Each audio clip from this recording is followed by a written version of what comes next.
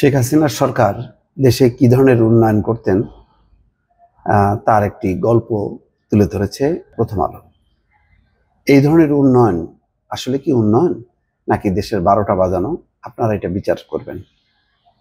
আমি খুবই অবাক হলাম যে প্রায় 450 কোটি টাকা ব্যয়ে একটা কারখানা করা হয়েছে, যেই কারখানা একদিন মনে চালু ছিল, তারপর থেকে বসে আছে। আপনি দূরের থেকে দেখছেন যে বিশাল এক কারখানা, চমৎকার, আপনি মনে করলেন বাহ উন্নয়ন, কিন্তু কি লাভ হলো? আপনি 450 কোটি টাকা কোথা থেকে পেলেন? আপনার বাপের টাকা, দাদার টাকা, কার টাকা? রাষ্ট্রের, জনগণের। 450 কোটি টাকা দিয়ে আপনি কারখানাটা বানালেন, এই যে চালু হলো না, এর খেসারত কে দেবে? কে দায়ী? উত্তর দেন। গবাদি পশুর খাদ্য তৈরির সরকারি কারখানাটি 2023 সালের 19শে জানুয়ারি তৎকালীন মন্ত্রী সম রেজাউল করিম উদ্বোধন করেন। তারপর থেকে বন্ধ। 15 ডিসেম্বর সাভারে। কি হলো? কেন চালু নাই? দেখেন, এখানে কি বলা হচ্ছে, গবাদি পশুর খাবার তৈরির সরকারি কারখানাটি উদ্বোধন করা হয়েছিল প্রায় 2 বছর আগে, 2023 সালের 19শে জানুয়ারি। সেদিন তৎকালীন প্রাণী সম্পদ মন্ত্রী সম রেজাউল করিম বলেছিলেন, প্রাণীর পুষ্টিকর খাবারের জন্য আর বিদেশ নির্ভর হতে হবে না। কি সুন্দর কথা! বাপরে, প্রাণীর পুষ্টিকর খাবারের জন্য আর বিদেশে উপর নির্ভরতা থাকবে না। খুব সুন্দর না? মানে বক্তৃতাটা সুন্দর তো। তারপর কি হলো? সাবেক মন্ত্রী এখন আত্মগোপনে। কারখানাটি চলেছিল ওই একদিন, যেদিন উদ্বোধন করা হয়, যেদিন উদ্বোধন করেছিলেন। তারপর থেকে বন্ধ। বাণিজ্যিকভাবে কারখানাটি কবে চালু হবে তা নিয়ে রয়েছে অনিশ্চয়তা, যদিও ইতিমধ্যে ব্যয় হয়ে গেছে আরো 33 কোটি টাকা। কারখানাটি ঢাকার সাভারে নির্মাণ করেছে প্রাণী সম্পদ অধিদপ্তর।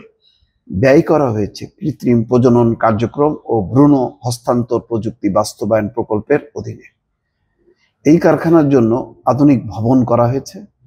সব ভবন নির্ভর হলো উন্নয়ন, কিন্তু কারখানা চালানোর জন্য কোনো শ্রমিক, কারিগরি কর্মকর্তা ও ব্যবস্থাপনা কর্মী নিয়োগ দেওয়া হয়নি। প্রকল্পে ও কর্মী নিয়োগের কোনো প্রস্তাব ছিল না। ফলে যা হওয়ার তাই হয়েছে, কারখানাটি পড়ে আছে। মানে কারখানাটা বানাইছে, এর জন্য যে কারিগরি টিম লাগবে, কর্মী লাগবে, তার কোনো খবর নাই, যার ফলে কারখানাটা পড়ে আছে।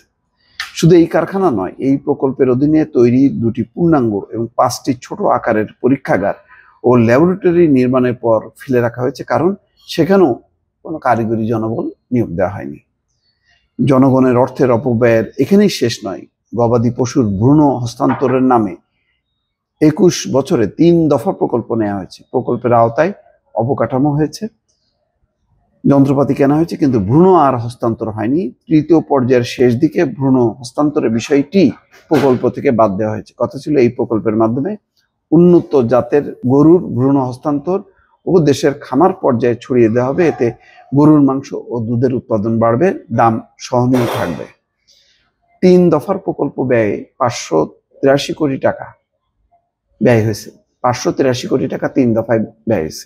2016 থেকে 2024 সালের জুন সময়ে বাস্তবায়ন করা প্রকল্পের 3য় পর্যায়ে ব্যয় করা হয়েছে 433 টাকা। মানে শেষ সময় একেবারে যা আছে সব টাকা খরচ করা হয়েছে। 3য় পর্যায়ের প্রকল্পের কোনো সুফল এখনো পাওয়া যাচ্ছে না। পুরো টাকা জনগণকে কর হিসেবে দিতে হয়েছে। উল্টো গরুর মাংসের দাম বেড়েছে কয়েক গুণ, যা এখন 700 থেকে 780 টাকা। দুধের লিটার ছাড়িয়েছে 90। দর্শক, কি বলবেন? এর নাম কি উন্নয়ন? এই উন্নয়ন? এটাই ছিল শেখ হাসিনার উন্নয়ন। এইভাবে প্রকল্প ধরে ধরে যদি বিচার করা হয়, দেখা যাবে অধিকাংশ ক্ষেত্রে অবকাঠামো, বিশাল বিশাল অবকাঠামো, অট্টালিকা।